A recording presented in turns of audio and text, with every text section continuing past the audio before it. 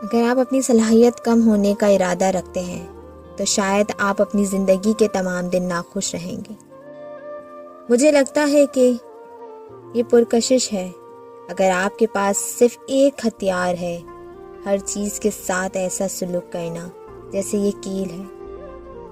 موجودہ لمحے میں رہنے کی صلاحیت ذہنی تندرستی کا ایک اہم جزو ہے۔ میں صرف وہی خوش نصیب لوگوں کو جانتا ہوں جو کسی ایسے چیز پر اچھی طرح کام کر رہے ہیں جسے وہ اہم سمجھتے ہیں۔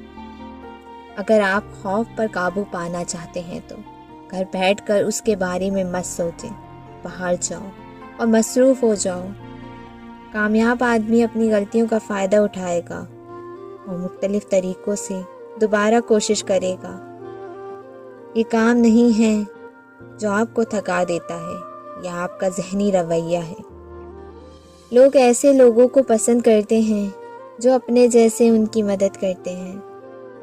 اگر آپ پرجوش ہونا چاہتے ہیں تو جوش سے کام کریں۔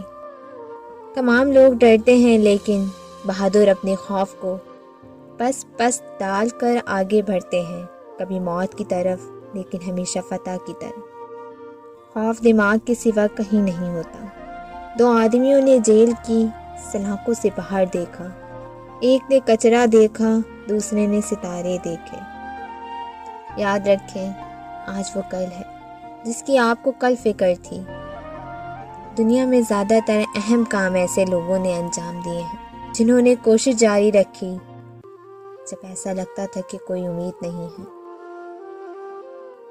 ان سے کوئی فرق نہیں پڑتا کہ کچھ بھی ہو، ہمیشہ خود ہی رہیں۔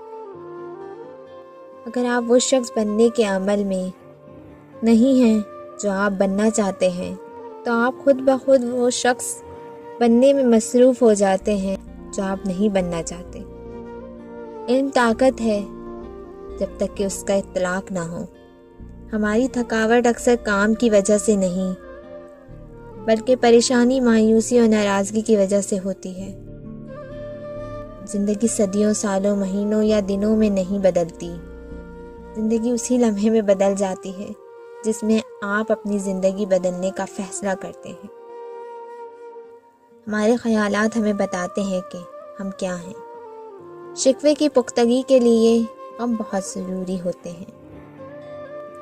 پیٹھ پیچھے آپ کی باتیں چلیں تو گھبرانا مت، کیونکہ بات انہی کی ہوتی ہے جن میں کوئی بات ہوتی ہے۔ غم نہ کر، ہر چیز وقتی ہے۔ محنتی شخص کے سامنے پہاڑ کنکر ہے اور کاہل انسان کے سامنے کنکر پہاڑ ہے۔